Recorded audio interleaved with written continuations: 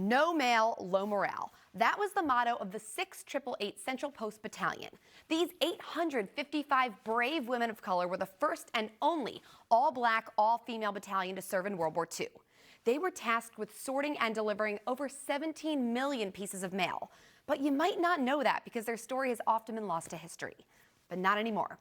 In the 688, Kerry Washington plays Lieutenant Colonel Charity Adams, the first black woman officer in the Women's Army Corps. Ebony Obsidian plays Lena Darricott King, a young woman raised in Philadelphia who joins the Army to honor a dear friend killed in battle. I had the honor of sitting down with both actors and director Tyler Perry in Los Angeles to talk about this powerful and important film, a tribute to American heroes. The soldiers have not heard from their loved ones, and their loved ones have not heard from them. When there is no mail, there is low morale. I hadn't heard this story before, but I learned that you also didn't. How did you first hear about the story, and what made you want to tell it? I thought, you're kidding me, right? This actually happened. There were 855 black women in World War II, and I didn't know it. And nobody knew it, and a lot of times their families didn't even know it because a lot of the women, when they came back, they didn't talk about it. There was no fanfare, there was no applause. So when you see the movie, it's 90% accurate. Toward the end, I took some liberties because it wasn't happy when they came back.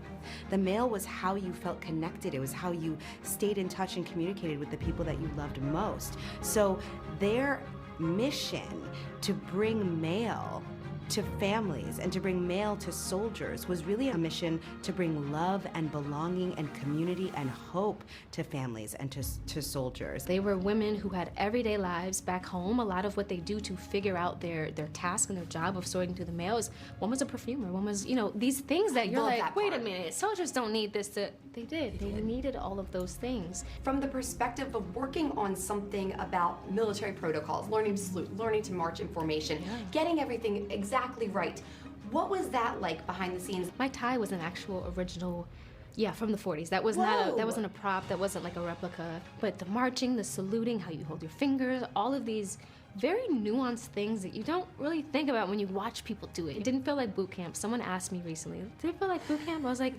no, but I guess that's probably what it was. I think we were just so enthusiastic about getting it right and honoring these women that it was a privilege. You've been friends with Mr. Perry since collaborating in 2010. Yeah. He promised you this role would challenge you in a new way and that he'd hold you accountable for a performance different from anything you'd ever done before. Yeah. How did he follow through on that promise? What was it like for you to play Captain Adams?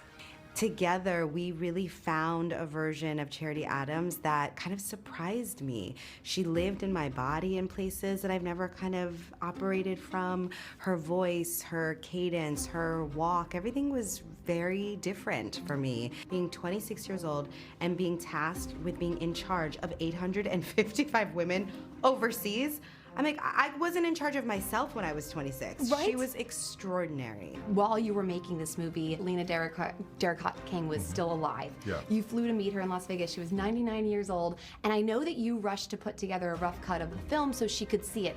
What was it like to get to sit with her and watch her reaction? So she was on hospice at home, but still very clear, in her right mind, laying in the bed, and I walk in, she's like, oh no, Mr. Perry's here, you have to get me some lipstick. So I'm showing her the movie, and she's saluting, and she's crying, and she said, thank you for letting the world know that we contributed. And that, for me, was worth everything that we went through to get it done. While you were making this movie, you said that you felt like the women were guiding you along. You had a really cool experience. Can you tell me about the chest? One of the guys from transportation was at an auction and he bought a trunk. We look at the side of it, it says Charity Adams. It's her original trunk from World War II. And inside were her clothes and a twig from her victory garden that I had read about in her memoir. And I felt like I could smell her, like I could feel her essence. And I was so grateful to just be able to immerse myself even more in who she was and what she did. It was magical. It felt like her little way of letting us know she's with us and that she's proud of us and encouraging us. It's an important story that wasn't told and needs to be told, so thank you for bringing it to us. That's wonderful. Thank you very much. The 688 is now streaming on Netflix. Michelle Rotell is in the room. We were just saying, it's so good, everyone needs to see it. I hope it gets nominated for something.